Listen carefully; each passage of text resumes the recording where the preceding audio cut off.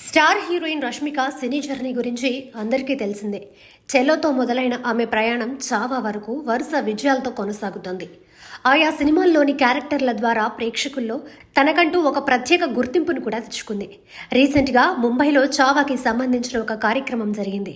అందులో రష్మిక మాట్లాడుతూ, హైదరాబాద్ నుంచి వచ్చిన ప్రేక్షకులు నాపై చూపిస్తున్న అభిమానానికి చాలా ధన్యవాదాలు అని చెప్పుకొచ్చింది.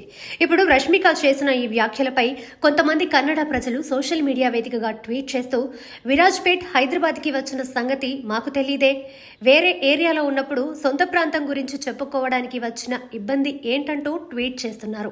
రష్మిక సొంత ప్రాంతం కర్ణాటకలోని విరాజ్పేట్, కొడగు జిల్లాలో ఆ ఊరుంది. అందుకే ఇప్పుడు కొంతమంది కన్నడ వాసులు రష్మికపై మండిపడుతున్నారు. సోషల్ మీడియాలో తనపై వచ్చే ప్రతి విషయం మీద రష్మిక వెంటనే స్పందిస్తోంది.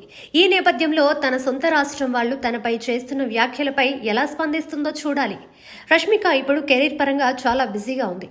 సల్మాన్ ఖాన్తో చేస్తున్న సికందర్తో పాటు నాగ్, ధనుష్ల Kuberaa, the girlfriend, rainbow వంటి బడా ప్రాజెక్ట్స్ ఆమె ఖాతాలో ఉన్నాయి. ఇవన్నీ కూడా పాన్ ఇండియా సినిమాలు కావడంతో రష్మిక హవా ఇప్పట్లో మాత్రం తగ్గేలా కనిపించడం లేదు.